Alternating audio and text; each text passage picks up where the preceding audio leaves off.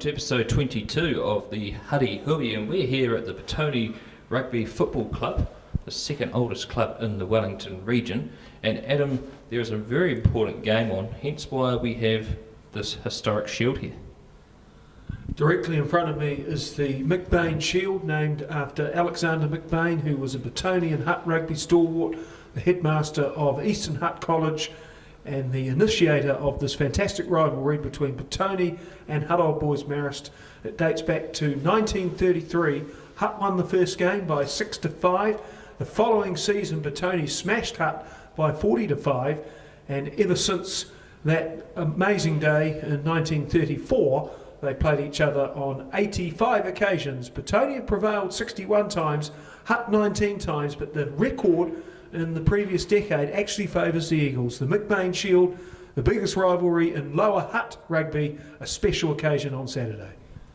And of course last year Petone won the Shield, and they are the defending champions. This Saturday's game is at the Hutt Recreational Ground. We'll talk more about that later on in the episode. And of course, Adam, you know, the celebrations, what they're like when someone wins the McBain Shield, they're rather special.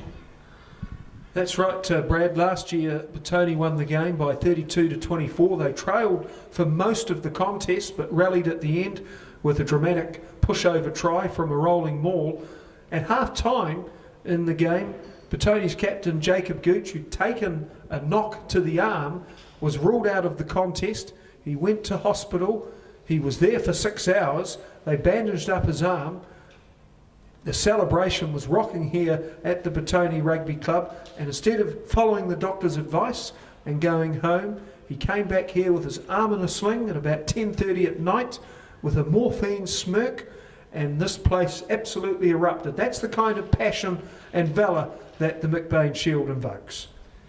Now, of course, Petone being the second oldest club in Wellington, it also has one of the best club rooms in the Wellington region, if not the country. It is home to many such great All Blacks, and it also has a museum upstairs which we'll show you during the Huddy Hui. But first, Adam, I think we need to have a look at some of these special All Blacks. When you walk into a rugby club anywhere in New Zealand, they have special corners of the club rooms. Here at Petone, they have the mighty Senior B corner, they have the corner where the premiers sit, but here at the Petone Rugby Club, they have a corner dedicated to their All Blacks. They have many great All Blacks such as Tana Umanga, King Gray, Jason O'Halloran, and of course the legendary Andy Leslie, who is still down here, life member of the Petone Rugby Club, watching the beautiful game that we love. And also the famous Nicol brothers, of course, M.F. Nichols, 1921-1930, considered the Dan Carter of his day, played in the famous Test series in South Africa in the 1920s. Adam, of course, being a rugby statistician, but as a young man he came down here and he worked with a lot of the life members and learned about his trade and statistics as well. Adam, tell us about these All Blacks that Petone have produced. Well, there are 30 All Blacks on this wall, and perhaps the earliest sensation was Duncan McGregor. He went on the 1905 Originals Tour. He's located in the top right-hand corner, and he scored 4 tries in the Scottish International, which the All Blacks won convincingly, holding the host to 0. The Nichols brothers were involved in the first tour by the Springboks in 1921. The Springboks and the All Blacks celebrate their 100th year of competitive competition this season. Let's hope that does happen. South Africa scheduled to play Georgia, possibly ahead of the British Lions series. Bob Scott wasn't mentioned in Brad's fine introduction. Bob Scott owns the retirement village across the road. He's no longer with us, but he was a sensational goal kicker and one of the greatest fullbacks to have ever played international rugby. Andy Leslie, 1973, was the captain here when Petone won all 18 games and constructed what was arguably their greatest side. The picture still resides on the wall in the Lone Star. Alan Hewson, 1982 against Australia, scored 26 points, a world record in a rugby international, and that was also a full house. He scored in every single way. And then Tana Umanga is also another legend on this wall. From Wainuiomata, he came to Petone and made a huge impact. And Tana Umanga was the engineer of one of the great recent traditions here at Petone. He went to France with the All Blacks. They studied the history of the Anzacs. Umanga came back to the club and insisted that the club share breakfast. share memories and share a vigil for our past soldiers on Anzac Day. Petone's most recent All Black on the wall is Ross Filippo, and Ross Filippo's been appointed the coach of Waikato this season, and beside him is Simon Mannix, only the one test in 1994, but that was Jonah Lomu's debut, and Lomu celebrated his birthday on Wednesday. And of course, who would forget Alan Hewson, 1981, kicking that famous penalty at Eden Park, the flower bomb test. He kicked it to win the series for the All Blacks. And of course, the Nichols family, well known here, the Petone Rugby Club. UF Nichols is the grandfather of Dave Nichols, of course, is a regular down here, watches a lot of Petone home games and goes with my old man and us to the stadium to watch the Hurricanes and the Lions play. Many fantastic All Blacks here, Adam, famous histories. But I think we need to go upstairs and have a look at the museum. How about that? So we're upstairs here at the Petone Rugby Club and their fascinating museum that goes with their history all the way back to their formation years in 1885. We're standing in front of what is known as the future since 2000, and ironically a massage table. Adam's hopping on there later on to sort out his injuries. But Adam, a fantastic museum. You don't really see a lot of other rugby clubs in New Zealand or in Wellington have such an incredible piece of history at their own rugby club.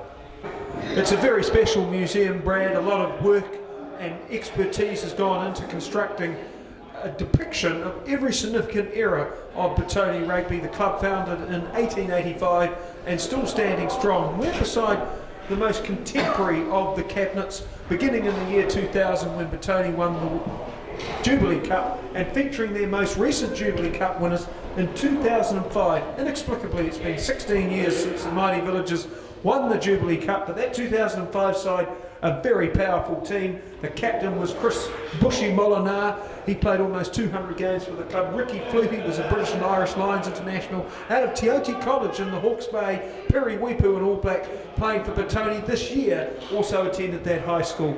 The coach was Phil Proctor, whose boy Billy Proctor ironically plays for Marist and Pats, as does James Proctor.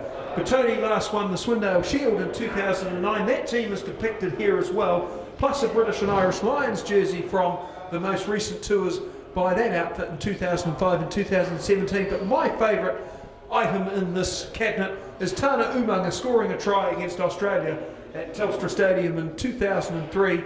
It was the first time the All Blacks put 50 on the Wallabies.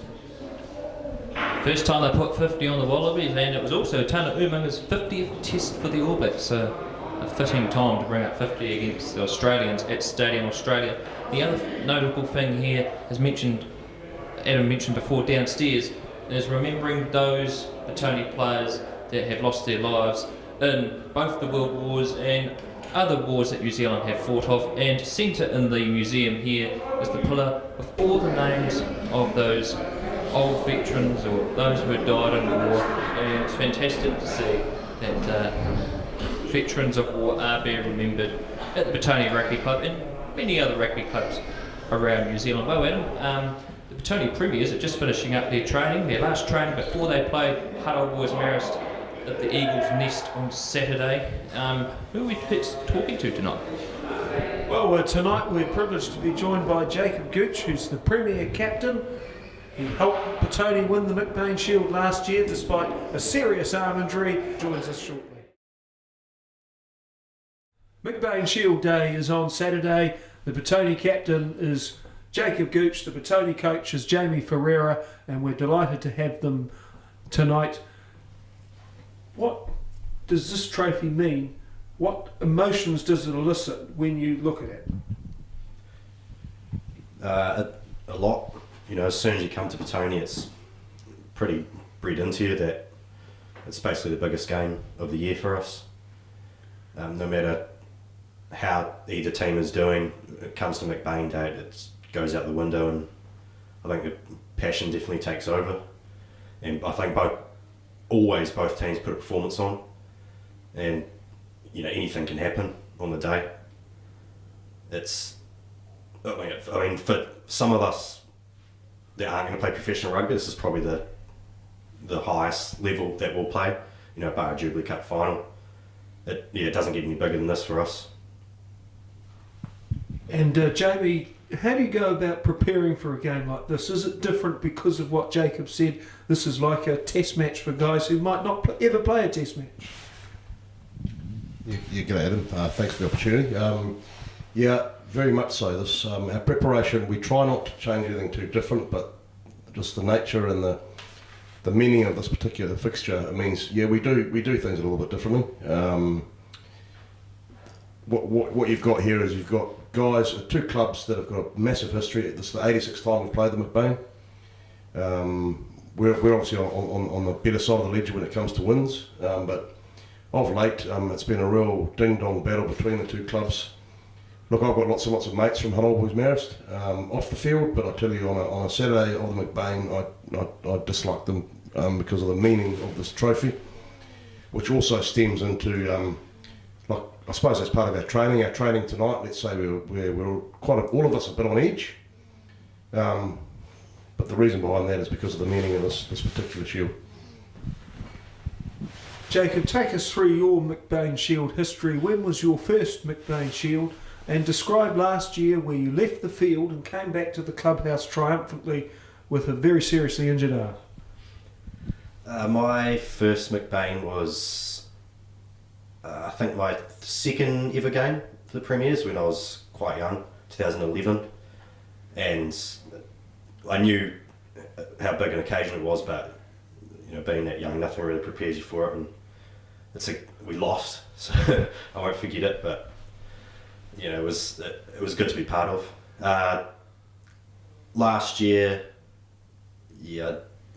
injured myself about 50 minutes, straight to the hospital, a lot of morphine, and convinced the wife to drop me back here at about 10:30, which she tried not to, but she did in the end, and it was packed. I thought it was quite late, so the crowd might have died down a bit, but I mean there were people streaming out the door as I walked in, and I only stayed for an hour, but it was an awesome hour. Everyone was obviously in good spirits, and I'd do it again if we won. So it was worth it.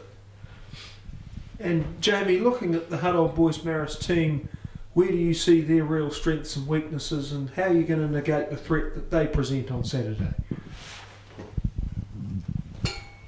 Shit. That is a very niggly question that I actually don't really want to answer. But look, irrespective of what players or personnel they've got in their jerseys 1 to 22, they're going to be a threat across the paddock. We've done our review on them. We've got our plans for them. And I'm pretty sure, after seeing your article today on Ben Power, good article by the way, they're going to have their plans against us where they think our weaknesses are. But at the end of the day, you've got 15 blokes on 15 blokes, and it's going to come down, for my opinion, the passion on the paddock. So, I could tell you all the secrets that we've got, mate, but I'm not going to do that. To me, our job as coaches is done. It's up to the 15 to 22 guys on both sides of the paddock, that is, Huddy boys and us. And pretty much, mate, the best team have a go. And there's some new young personalities in the Petone team. Peter Larkin and Riley Higgins have recently been selected for the New Zealand under-20s. Tell us how they'll slot in alongside the experienced players like you. I've been lucky enough to play with Pete most of the season. He's played most of the season, hasn't he? He's awesome young fella. Good, obviously awesome on the pitch and a good man off the pitch, and we're lucky to have him. And Riley, this will be his first game. He's concussion issues.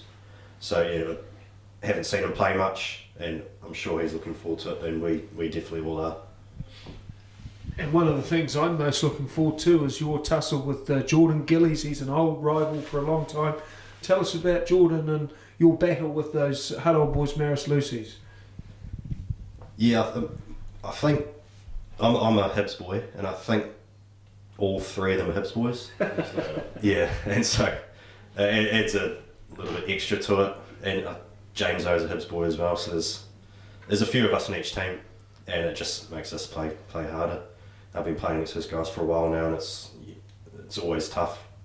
They're fit and similar to our loose forward trio, I think, but I look forward to every year. It's always a good game. And McBain or not, playing against him is awesome. So yeah, looking forward to Saturday.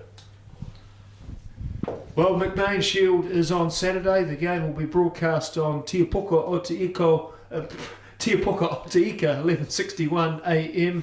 The Etu Whānau Footy Show. We look forward to being out there on Saturday and thank our guests Jamie and Jacob from Petone. We'll get around to other rugby clubs during the season, but McBain Shield is a special trophy and it's great to be at Petone on that wonderful occasion. Well, Adam, what a fantastic interview you had with Captain Jacob Gooch and Coach Jamie Ferreira. That's going to be a fascinating game on Saturday. Tell us the details so our fans can listen to your humble voice on the radio. The kick-off is at 2:45 at the Hutt Recreational Ground. Hutt Old Boys Marist against Petone. And Petone hold the McBain Shield. They won 32-24 last year, but Hutt Old Boys Marist won the previous encounter on their home field. So the McBain Shield can be heard on Te Puka o Te Ika, 11:61 a.m. The Etu Whānau Footy Show. Privileged to be joined by Darren Larkin, the coach of the Hurricanes under-20s, and a Petone and Wainuiomata stalwart. It's going to be a real fun day. Petone versus Hutt Old Boys Marist. And I'll be out at Jerry Collins Stadium this Saturday, doing 2 of the 4 Transit First 15 Festival games, all on Jerry Collins Stadium, number 1 field out at Ferreira. First game is 11:30. St Pat's Silverstone taking on Hastings Boys High School, and at 1 o'clock is St Pat's Town taking on Palmerston North Boys High School. Those would be 2 fascinating games in the lead up in 2 weeks' time to the start of the Wellington First 15 Premier Competition. Hope you enjoyed our special interview here at the Petone Rugby Club for episode 22 of the Huddy Hui. All the best for the teams for this weekend's games. Ciao for now.